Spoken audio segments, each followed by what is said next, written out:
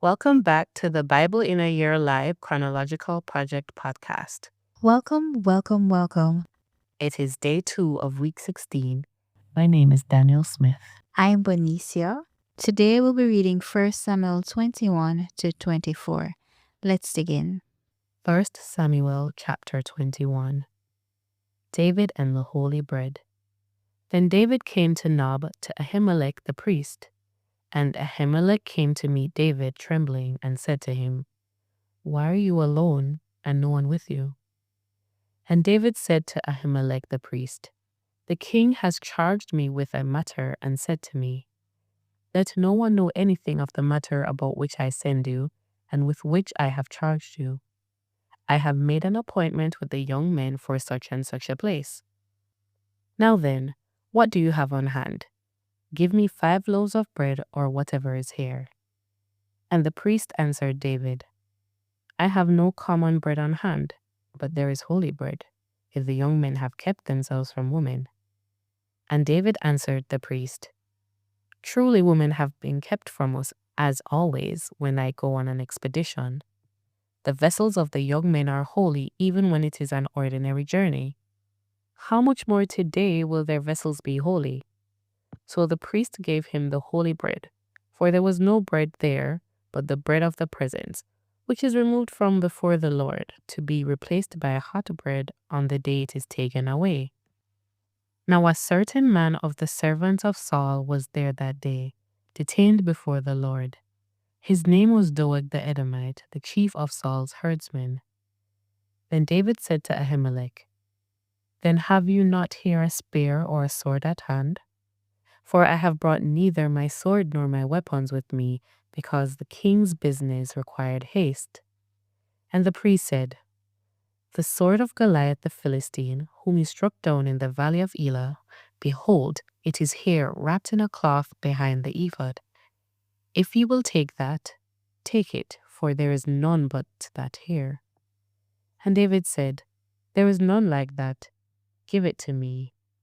David flees to Gath. And David rose and fled that day from Saul and went to Achish the king of Gath. And the servants of Achish said to him, "Is not this David the king of the land? Did they not sing to one another of him in dances, 'Saul has struck down his thousands and David his 10,000s'?" And David took these words to heart and was much afraid of Achish the king of Gath. So he changed his behavior before them and pretended to be insane in their hands, and made marks on the doors of the gate, and let his spittle run down his beard. Then Achish said to his servants, "Behold, you see the man is mad. Why then have you brought him to me? Do I lack madmen that you have brought this fellow to behave as a madman in my presence? Shall this fellow come into my house?" 1 Samuel chapter 22. David at the cave of Adullam. David departed from there and escaped to the cave of Adullam. And when his brothers and all his father's house heard it, they went down there to him. And everyone who was in distress, and everyone who was in debt, and everyone who was bitter in soul gathered to him, and he became commander over them, and there were with him about 400 men. And David went from there to Mizpeh of Moab. And he said to the king of Moab, "Please let my father and my mother stay with you till I know what God will do for me." And he left them with the king of Moab, and they stayed with him all the time that David was in the stronghold. Then the prophet Gad said to David, "Do not remain in the stronghold. Depart and go into the land of Judah." So David departed and went into the forest of Hereth. Saul kills the priests at Nob. Now Saul heard that David was discovered, and the men who were with him. Saul was sitting at Gibeah under the tamarisk tree on the height with his spear in his hand, and all his servants were standing about him. And Saul said to his servants who stood about him, "Hear now, people of Benjamin. Will the son of Jesse give every one of you fields and vineyards? Will he make you all commanders of thousands and commanders of hundreds, that all of you have conspired against me?" No one discloses to me when my son makes a covenant with the son of Jesse. None of you is sorry for me or discloses to me that my son has stirred up my servant against me to lie in wait as at this day. Then answered Doeg the Edomite, who stood by the servants of Saul, I saw the son of Jesse coming to Nob, to Ahimelech the son of Ahitub, and he inquired of the Lord for him, and gave him provisions, and gave him the sword of Goliath the Philistine. Then the king sent to summon Ahimelech the priest, the son of Ahitub, and all his father's house, the priests who were at Nob, and all of them came to the king. And Saul said, Hear now, son of Ahitub. And he answered, Here I am, my lord. And Saul said to him, Why have you conspired against me, you and the son of Jesse, in that you have given him bread and a sword, and have inquired of God for him, so that he has risen against me to lie in wait as at this day?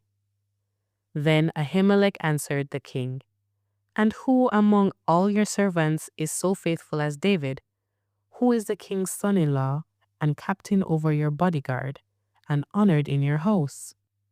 Is today the first time that I have inquired of God for him? No, let not the king impute anything to his servant or to all the house of my father, for your servant has known nothing of all this, much or little. And the king said, You shall surely die, Ahimelech, you and all your father's house. And the king said to the guard who stood about him, Turn and kill the priests of the Lord, because their hand also is with David, and they knew that he fled and did not disclose it to me. But the servants of the king would not put out their hand to strike the priests of the Lord. Then the king said to Doeg, You turn and strike the priests. And Doeg the Edomite turned and struck down the priests, and he killed on that day 85 persons who wore the linen ephod. And Nob, the city of the priests, he put to the sword, both man and woman, child and infant, ox, donkey, and sheep he put to the sword. But one of the sons of Ahimelech the son of Ahitub, named Abiathar, escaped and fled after David. And Abiathar told David that Saul had killed the priests of the Lord. And David said to Abiathar, I knew on that day, when Doeg the Edomite was there, that he would surely tell Saul, I have occasioned the death of all the persons of your father's house. Stay with me, do not be afraid, for he who seeks my life seeks your life. With me you shall be in safekeeping. David saves the city of Keilah. And now they told David, Behold, the Philistines are fighting against Keilah and are robbing the threshing floors. Therefore David inquired of the Lord, Shall I go and attack these Philistines? And the Lord said to David, Go and attack the Philistines and save Keilah. But David's men said to him, Behold, we are afraid here in Judah. How much more then if we go to Keilah against the armies of the Philistines? Then David inquired of the Lord again, and the Lord answered him, Arise, go down to Keilah, for I will give the Philistines into your hand. And David and his men went to Keilah and fought with the Philistines and brought away their livestock and struck them with a great blow. So David saved the inhabitants of Keilah. When Abiathar the son of Ahimelech had fled to David to Keilah, he had come down with an ephod in his hand. Now it was told Saul that David had come to Keilah, and Saul said, God has given him into my hand, for he has shut himself in by entering a town that has gates and bars.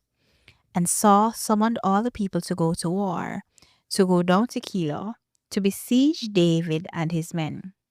David knew that Saul was plotting harm against him, and he said to Abiathar the priest, Bring the ephod here.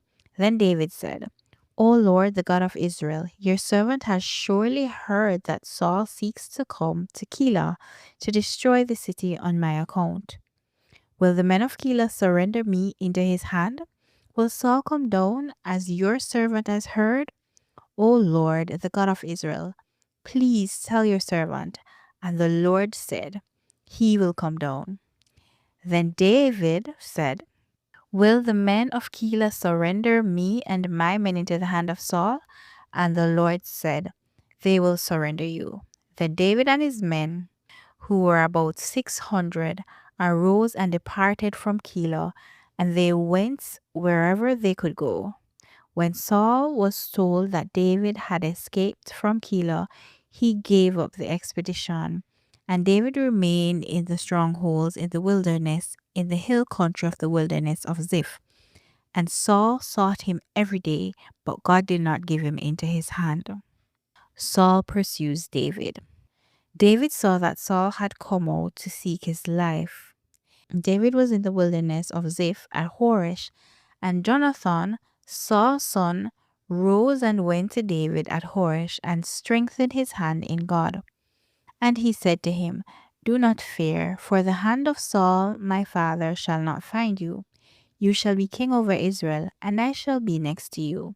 So Saul my father also knows this. And the two of them made a covenant before the Lord. David remained at Horesh, and Jonathan went home. Then the Ziphites went up to Saul at Gibeah, saying, Is not David hiding among us in the strongholds of Horesh, on the hill of Hakilah, which is south of Jeshimon? Now come down, O king, according to all your heart's desire to come down, and our part shall be to surrender him into the king's hand. And Saul said, May you be blessed by the Lord, for you have compassion on me. Go, make yet more sure. Know and see the place where his foot is, and who has seen him there, for it is told me that he is very cunning. See therefore, and take a note of all the lurking places where he hides, and come back to me with sure information. Then I will go with you. And if he is in the land, I will search him out among all the thousands of Judah. And they arose and went to Ziph ahead of Saul. Now David and his men were in the wilderness of Moan, in the Arabah to the south of Jeshimon. And Saul and his men went to seek him, and David was told. So he went down to the rock and lived in the wilderness at Moan. And when Saul heard that, he pursued after David in the wilderness of Moan. Saul went on one side of the mountain, and David and his men on the other side of the mountain. And David was hurrying to get away from Saul. As Saul and his men were closing in on David and his men to capture them, a messenger came to Saul, saying, Hurry and come, for the Philistines have made a raid against the land. So Saul returned from pursuing after David and went against the Philistines. Therefore, that place was called the Rock of Escape. And David went up from there and lived in the strongholds of En-gedi. David spares Saul's life. When Saul returned from following the Philistines, he was told, Behold, David is in the wilderness of En-gedi. Then Saul took 3,000 chosen men out of all Israel and went to seek David and his men in front of the wild goats' rocks. And he came to the sheepfolds by the way, where there was a cave, and Saul went in to relieve himself. Now David and his men were sitting in the innermost parts of the cave. And the men of David said to him, Here is the day of which the Lord said to you, Behold, I will give your enemy into your hand, and you shall do to him as it shall seem good to you. Then David arose and stealthily cut off a corner of Saul's robe. And afterward, David's heart struck him, because he had cut off a corner of Saul's robe. He said to his men, The Lord forbid that I should do this thing to my Lord, the Lord's anointed, to put out my hand against him, seeing he is the Lord's anointed.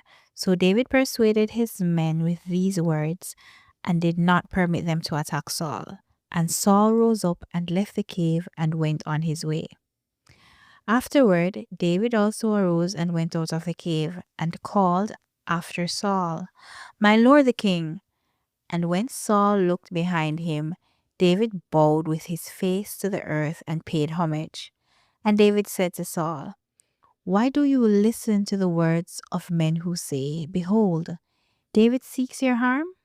Behold, this day your eyes have seen how the Lord gave you today into my hand in the cave. And some told me to kill you, but I spared you. I said, I will not put out my hand against my Lord, for he is the Lord's anointed. See, my father, see the corner of your robe is in my hand. For by the fact that I cut off the corner of your robe and did not kill you, you may know and see that there is no wrong or treason in my hands. I have not sinned against you, though you hunt my life to take it. May the Lord judge between me and you. May the Lord avenge me against you, but my hand shall not be against you. As the proverbs of the ancients say, out of the wicked comes wickedness, but my hand shall not be against you.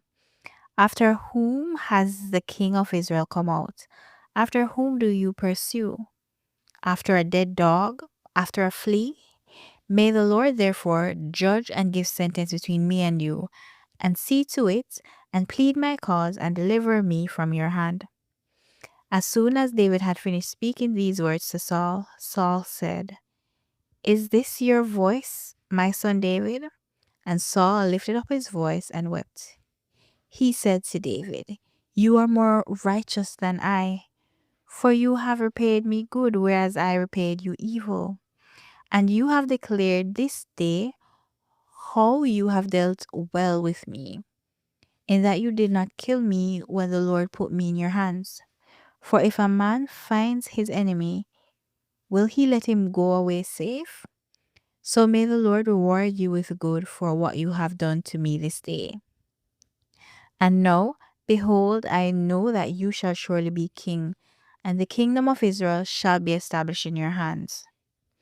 Swear to me, therefore, by the Lord, that you will not cut off my offspring after me, and that you will not destroy my name out of my father's house. And David swore to Saul. Then Saul went home, but David and his men went up to the stronghold. Amen. Thanks for joining us. Be sure to catch us on Sunday At 6:30 p.m. Daylight Saving Time. for a live discussion on the weekly readings. Zoom details can be found in the description. Or you can visit our website at BIAYLproject.com.